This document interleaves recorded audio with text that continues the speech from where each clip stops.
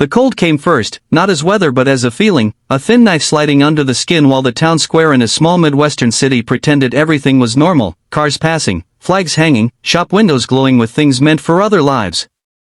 A woman sat on the curb with a little girl tucked against her side, both of them too still, as if movement cost more than they could afford.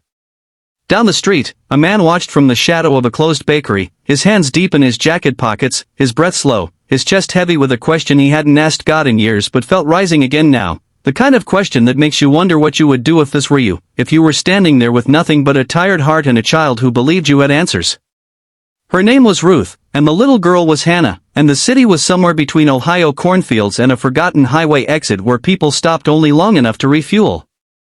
Ruth had once lived a life that made sense. She had been married, had a small house, had mornings that smelled like coffee instead of fear. Then sickness came, then medical bills, then a husband who broke under the weight of it all and disappeared, leaving behind silence and debt. Faith had once been easy for her. Church on Sundays, prayers before bed, gratitude spoken without thinking.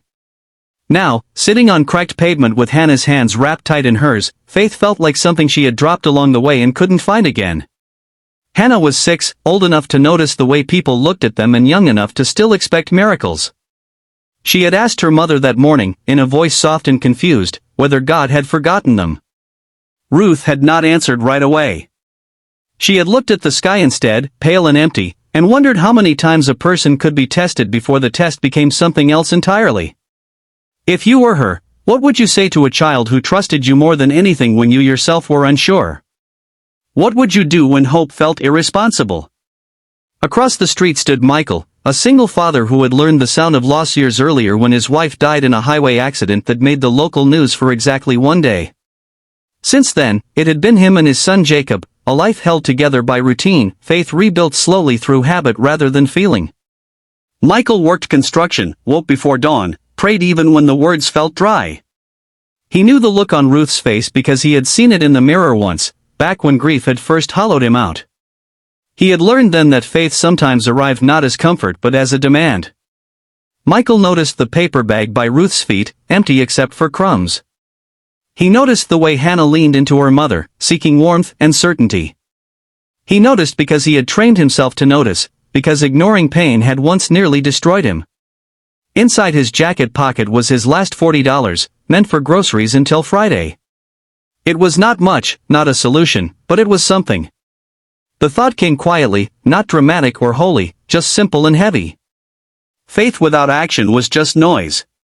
He crossed the street without planning it, feeling the strange calm that comes right before a difficult choice. He did not speak at first. He knelt instead, lowering himself to their level, offering the bag of food he had bought earlier that morning when something had already told him to buy more than he needed. He saw Ruth's eyes fill with something close to shame, and he understood it, respected it, wished he could take it away. He wanted to tell her that this did not define her, that God had not forgotten anyone, but he knew words were thin things when bellies were empty. Ruth accepted the food with hands that trembled. She had promised herself she would not cry in front of Hannah again, but the promise broke easily. In that moment, she felt seen in a way she hadn't for months. Not pitted, not judged, just seen. Michael did not linger. He gave her the address of a church a few blocks away, one that ran a quiet program for families in crisis, a place that had once helped him when he didn't think help was meant for people like him.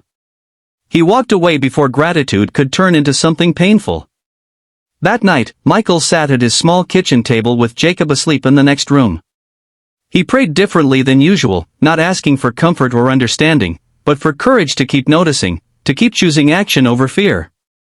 He wondered if he had done enough, if he should have done more. He remembered Hannah's question, filtered through Ruth's silence, and felt the old ache press against his chest. God did not forget people, he decided. People forgot how to look. Days passed. Ruth found the church. It was not a miracle, not a sudden transformation, but it was a door. They helped her apply for assistance, connected her with a temporary shelter, offered childcare while she searched for work. Hannah started smiling again in small, careful ways. Ruth started sleeping without waking up afraid every hour. She thought often of the man who had knelt in front of her without asking her to explain herself, whose faith had looked like groceries and directions instead of sermons. Weeks later, Ruth saw Michael again, this time inside the church basement during a community dinner. Their eyes met, and there was a recognition that did not need words. Two people who had been broken in different ways, standing on the same floor, held up by the same quiet grace. Michael saw Hannah laughing with other children, her question no longer hanging so heavy in the air. He felt something loosen inside him, something he hadn't realized he was still holding. If you were there, watching this unfold, you might think the story ends neatly, that struggle fades and faith wins in a clean, simple way. It doesn't. Ruth still faced hard days. Michael still carried grief. Life did not suddenly become gentle. But something shifted, something real and lasting. They learned that sometimes God's answer to a child's question came not as thunder or light, but as a person willing to cross the street. Just before the ending, pause for a moment and ask yourself, and share in the comments, have you ever been the one asking if God forgot you, or the one quietly sent to answer with action? In the end, this story is not about charity or heroism. It is about the fragile, powerful moment when one human decides another is worth seeing, worth helping, worth loving without conditions. If this story truly touched your heart, stirred something tender or awakened a quiet hope inside you, please like, comment, share, and subscribe, and carry this reminder with you that sometimes the most powerful prayers are the ones we live.